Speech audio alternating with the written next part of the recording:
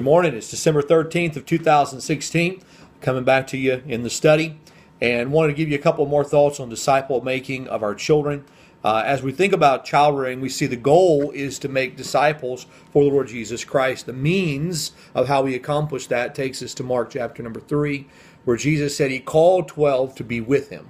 And so what we're saying is, if we're going to train disciple makers, we will not do that from a podium, but we'll do that by going and doing the work and bringing those we're training along with us as we go do the work. And the beauty of ministry is that when we take somebody with us, we have a two-edged sword of ministering. We have the one we're ministering to, and then we have the one we're ministering with. And we see both of those two-edged swords happening when we labor together. And so that is the way in which we're going to make our children into disciple makers, is to bring them with us into the ministry.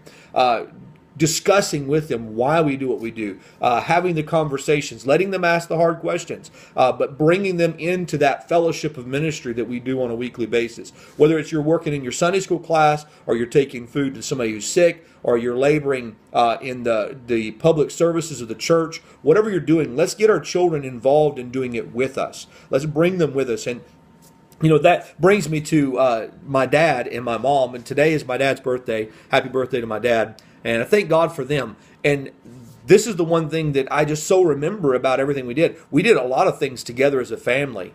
But one thing we did consistently as a family is that we ministered together as a family. We went together. I went with my dad to the mission on Thursday night. I went with my dad soul winning. I went with my dad to the hospital visits. I went with my dad to clean the church. I went with my dad to do any number of things that had to be done. And just remember, we are not raising children. We're raising adults. And if we're going to raise adults, they need to spend time with adults who have the same kind of goals we want them to have when they become adults. And the same kind of values, the same kind of passion that we want them to have when they become adults. And so, you're doing your children a great disservice if you're ministering, but you're not taking them with you into ministry. You say, well, they'll be tired and they'll be sleepy. And I get all that. I get it. And I understand. My wife has carried our children into ministry, I don't know how many times, in a carrier, or pushed them in a stroller when we went to do something together, and they were tired. And it did shorten our productivity in the short run. But in the long run, my prayer and my goal is that when my children are out of my home, they'll still be disciple makers themselves. They'll still be pursuing the things of God in the long run. That's the goal. None of us are perfect at it. None of us hit the mark every time. But let us strive to have a with ministry like the Lord Jesus did.